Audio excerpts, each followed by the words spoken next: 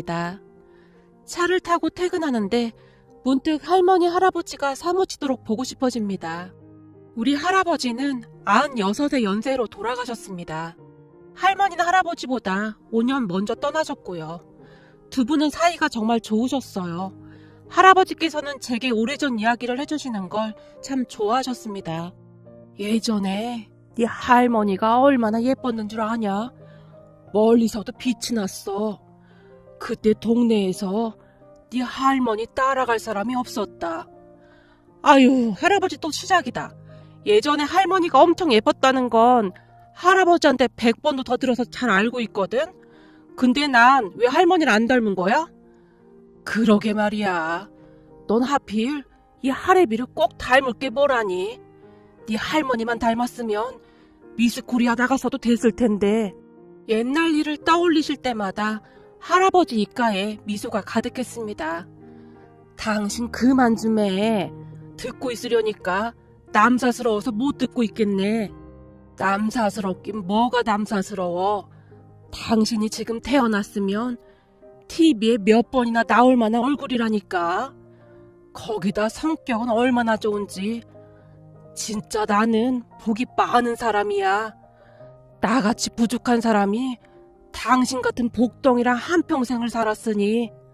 할아버지는 항상 진심 어린 목소리로 할머니를 치켜세우곤 하셨어요. 그렇듯 할아버지는 평생토록 할머니 한 분만을 사랑하시던 사랑꾼이었습니다.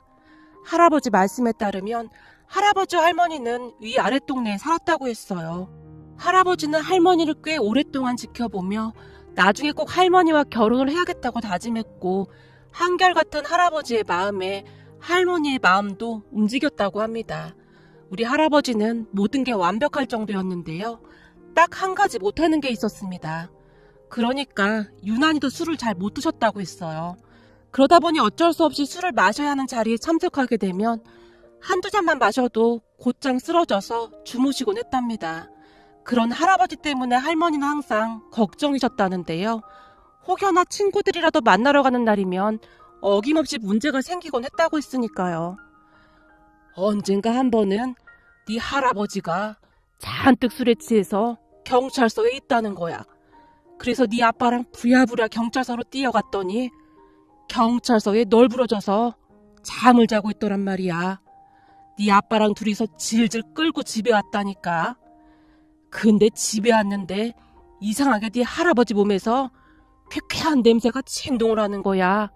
무슨 냄새인가 싶어서 네 할아버지 몸을 다 뒤졌더니만 주머니에서 은행이 잔뜩 나오더란 말이야. 하도 기가 막혀서 이거 뭐야? 라고 물었더니 네 할아버지가 뭐라는 줄 아니? 그때 생각이 나시는지 할머니가 마치 소녀처럼 깔깔깔 소리내서 웃으셨어요. 할머니 말씀에 따르면 할아버지가 어디서 은행을 잔뜩 주워온 모양인데 할아버지가 입고 있던 주머니란 주머니에 은행이 가득하더랍니다. 그랬으니 지독한 냄새가 방 안에 가득할 수밖에요. 그런 할아버지를 보며 어이가 없었던 할머니가 술에 잔뜩 취해 주무시던 할아버지를 흔들어대며 물었대요. 여보, 대체 이 은행들을 주머니에 왜 넣은 거야? 우리 순영이 줘야 해. 우리 순영이 기침을 많이 해서. 은행 먹어야 하는구만. 아무도 손대지 마. 술에 잔뜩 취하신 채 할아버지가 중얼거리셨답니다. 결국 할머니가 그 은행을 버리지 못한 채 잘 손질해서 드셨고 말이죠. 할아버지는 항상 그렇듯 할머니만을 생각하며 살아오셨어요. 혹여나 할머니가 기침이라도 하는 날이면 안절부절 못한 채 당장 한약을 지으러 가실 정도로 말이죠. 두 분은 그렇듯 평생 동안을 서로를 아끼면서 사셨습니다. 하지만 어느 날 갑자기 할머니에게 치매라는 병이 찾아오면서 두 분이 큰 위기를 맞았고 할아버지는 몇 날 며칠 눈물만 흘리셨습니다. 그런 할아버지를 보며 엄마가 조용히 말했어요. 아버님, 우리랑 같이 올라가세요. 아버님 혼자 못 돌보세요. 아니다. 평생도록 함께한 네 사람이다. 병수발을 해도 내가 할 거다. 그러니 걱정 말거라. 아버님 마음 우리가 왜 모르겠어요. 근데 지금 아버님 연세도 있으신데 그러다 큰 병이라도 나실까봐 그렇죠. 올라오셔서 아버님이랑 우리랑 같이 하면 훨씬 낫잖아요. 글쎄 괜찮대도 정 힘들면 그땐 니들한테 말아마. 할아버지가 단숨에 거절을 하셨어요. 결국 부모님께서 할머니 할아버지 계신 곳에 자주 왔다 갔다 하며 챙길 수밖에 없었는데요. 다들 아시겠지만 이 치매라는 병이 참 힘든 병이잖아요. 할머니를 돌보느라 할아버지도 하루가 다르게 초췌해지고 있었어요. 그러던 어느 날 할머니를 부축하던 할아버지까지 넘어지시면서 할아버지마저 병원에 입원을 해야만 했습니다. 그렇게 결국 할아버지는 할머니와 함께 우리 집으로 올라올 수밖에 없었고요. 함께 살게 된 할아버지가 워낙 많이 불편해하셨기에 우리는 급히 단독주택으로 이사까지 가야만 했어요. 그렇게 1층에는 할아버지와 할머니가, 2층에는 우리 가족이 살았어요. 치매를 앓고 있던 할머니 때문에 참 많이 힘들기도 했지만 할아버지께서는 단 한 번도 화를 내신 적이 없었습니다. 순영아, 밥 먹어야지. 그렇지, 우리 순영이가 아주 잘 먹네. 할아버지는 할머니 옆에 딱 붙어서는 모든 것을 다 챙기셨습니다. 혹여라도 엄마 아빠가 뭔가를 하려고 하면 괜찮다, 내가 하마. 내가 정 힘들면 니들한테 말하마. 아버님, 빨래 정도는 제가 해도 되잖아요.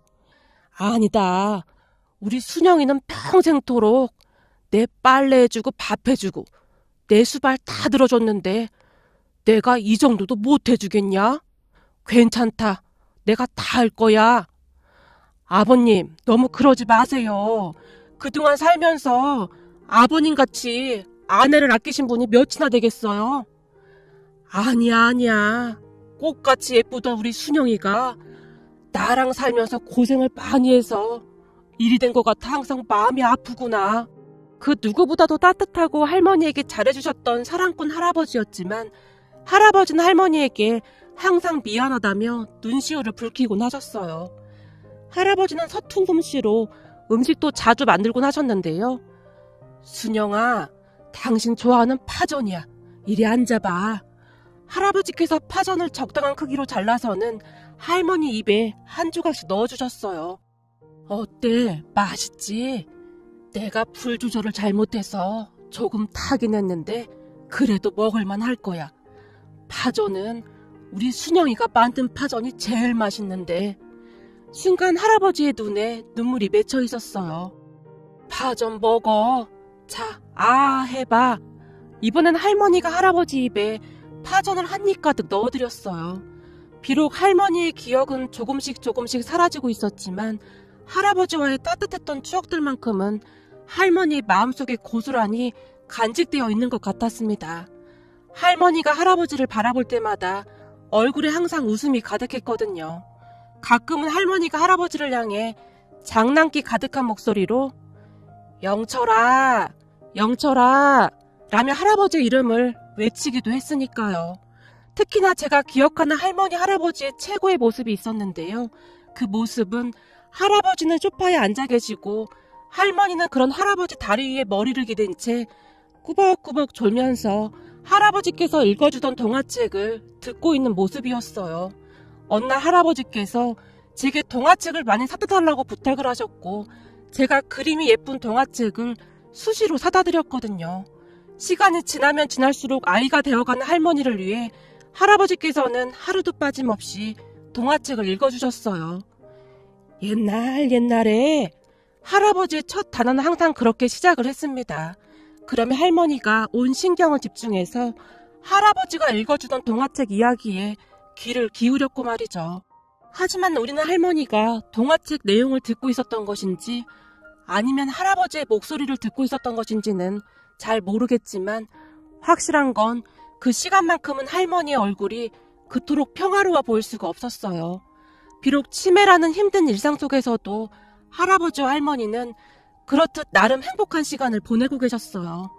그러던 어느 봄날 아침 할머니는 마치 주무시듯이 조용히 눈을 감으셨습니다.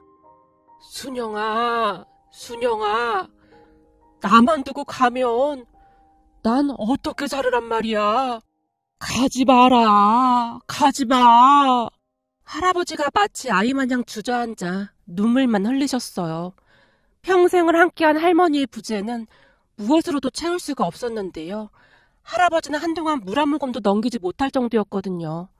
결국 할아버지는 병원에 입원까지 하셔야 했고 부모님께서 할머니의 유품 정리를 하기 위해 할아버지 집으로 내려갔는데요. 유품을 정리하던 부모님께서 상자 하나를 바라보고 있었어요. 엄마, 뭔데 그래? 아니, 상자를 테이프로 꽁꽁 붙여놨는데 절대 열어보지 말 것이라고 써있잖니? 아마도 할아버지께서 쓰신 모양이다. 그래? 뭔데 그러지? 궁금하다. 한번 살짝 열어볼까? 너 열어보기만 해봐. 거기 절대 열어보지 말라고 했는데 네가 그걸 왜 열어봐? 얼른 장롱에 다시 넣어둬. 엄마가 있는 대로 노려보고 있었기에 제가 얼른 장롱에 다시 넣어두고는 장롱 문을 닫았습니다. 그리고 얼마 뒤 할아버지는 조금씩 기운을 차려가셨는데요. 간혹가다 소파에 멍이 앉아서 동화책을 바라보기를 반복하셨어요. 그런 할아버지가 외롭지 않도록 가족들이 많은 노력을 했고요. 아버님, 이번 주 주말에 우리 바다 보러 갈까요? 거기 맛있는 횟집이 있대요. 아버님 회 좋아하시잖아요. 회 좋지. 우리 순영이도 회 엄청 좋아했었는데. 그럼 어머님 사진 가지고 가서 같이 먹고 오면 되죠. 그럴까? 그래, 그럼 그러자꾸나.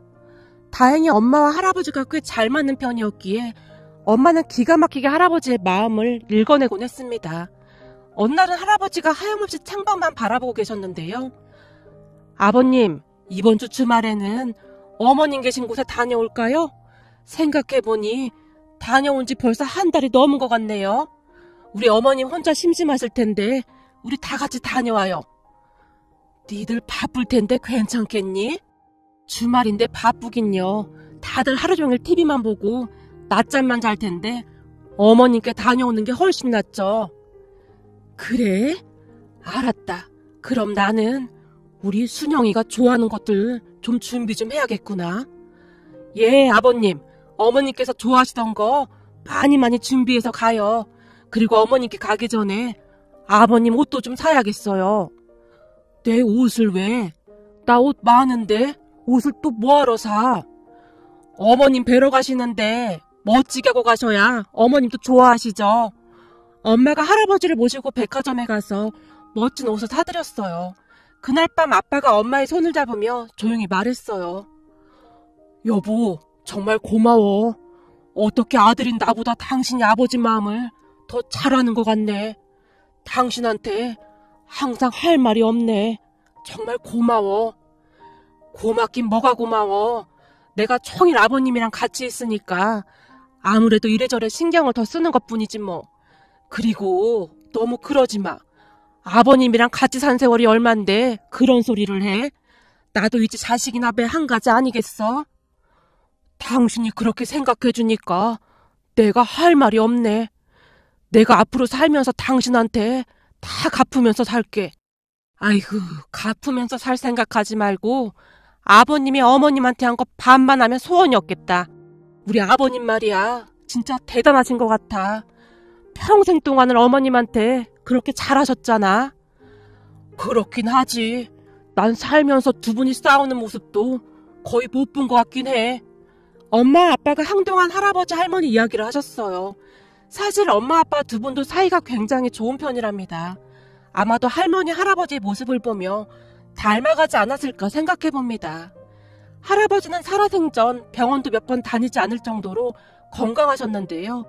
돌아가시기 한 달 전까지도 할아버지는 할머니가 모셔져 있는 납골 땅을 잊지 않고 찾아가셨어요.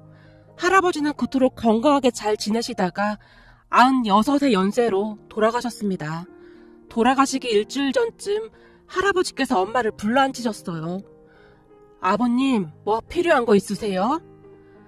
아니, 그게 아니라 요즘 꿈에 우리 순영이가 자주 보이는 거 보니 아무래도 갈 날이 얼마 안 남은 것 같구나.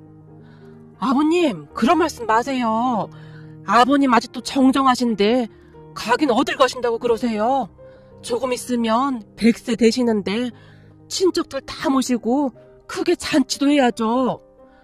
말만이라도 고맙구나 이미야. 그동안 네가 참 고생이 많았다. 너도 알다시피 나한테 재산이 얼마 있진 않지만 네가 알아서 하려무나. 생각 같아서는 너한테 다 두고 가고 싶은데 그러면 네 시누이가 서운해할 테니 조금만 떼어주던지 해. 그런 거야. 네가 워낙 알아서 잘하니까 너만 믿는다. 그런 말씀은 한참 나중에 하셔도 돼요. 아니야. 아무래도 요즘 이상해서 그래. 이 나이쯤 되니 뭔가 조금은 알 것 같구나. 그리고 말이다. 너한테 꼭 부탁하고 싶은 게 있는데 시골집 장롱에 보면 꽁꽁 싸맨 상자가 하나 있을 거야. 만약 내가 네 시엠이 따라가게 되면 그것도 같이 넣고 화장해 주렴. 상자요? 아, 예전에 한번 봤던 테이프로 칭칭 쌓여져 있던 그 상자 말씀하시는 거죠? 그래, 맞다. 설마 니들 그 상자 열어본 건 아니겠지? 아니요. 절대 안 열어봤어요. 아버님께서 절대 열어보지 말 것이라고 써놓으셨던데 저희가 감히 어떻게 열어보겠어요? 그래, 그것만 꼭 같이 정리해주렴. 그리고 나머지는 네가 다 알아서 하고. 오늘따라 우리 아버님이 왜 이러실까요? 알았으니까 아무 걱정하지 마세요.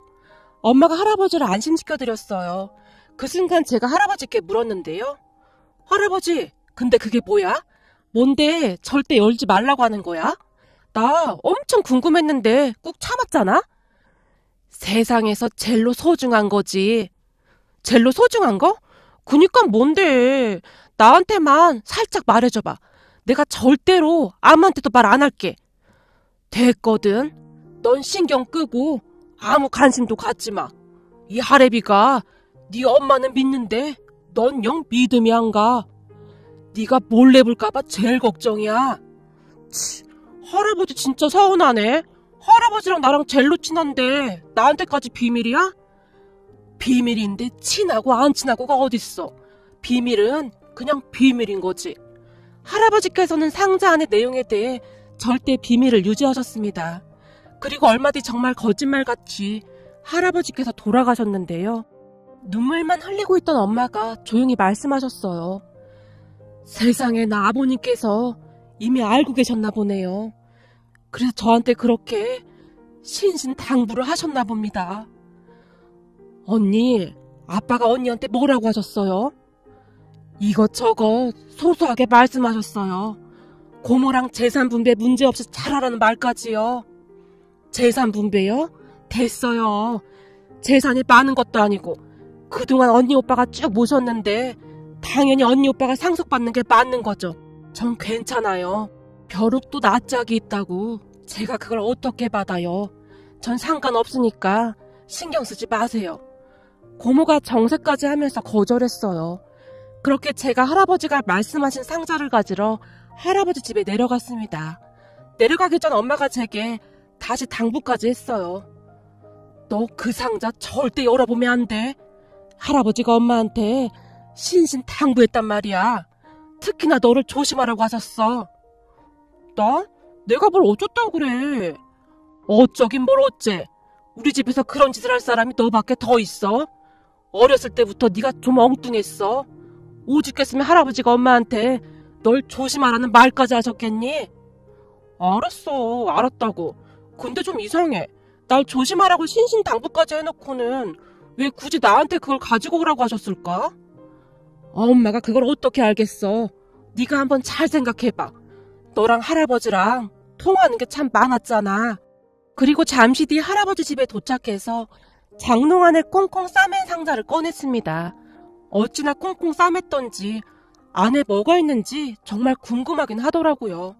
거기다 할아버지께서 절대 열어보지 말 것 이라는 말까지 써놓으셨기에 더욱 그러한 생각이 들었던 것 같습니다.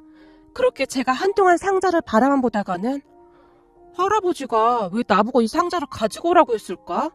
라는 생각이 들면서 저도 모르게 상자에 붙어있던 테이프를 하나씩 떼기 시작했고 곧 상자 안에 들어있던 것들이 모습을 드러냈는데요.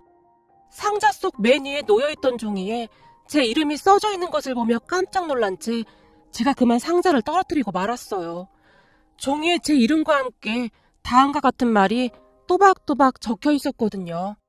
은하 이 녀석아, 너 이 할애비가 절대 열어보지 말라고 했어, 안 했어? 근데 너 봤지? 그럼 그렇지. 네가 궁금해서 이걸 어떻게 참겠냐. 상자 안에 있는 네 할머니 거 금붙이는 네 거 해라. 그거 보면서 할머니 할아버지 생각도 가끔 해주면 좋고, 아니면 말고.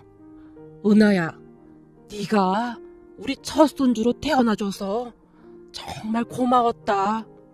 그리고 항상 이 할애비 말동무 해준 것도 고마웠다. 사랑한다, 우리 손녀. 아이, 뭐야. 역시 우리 할아버지답네. 그 편지를 보며 저도 모르게 큰 소리로 웃다 울다를 반복해야만 했어요. 그렇게 제가 상자 안을 자세히 확인해 봤는데요. 그 안에는 아주 오래전에 할머니 할아버지께서 주고받은 연애 편지들이 가득했습니다.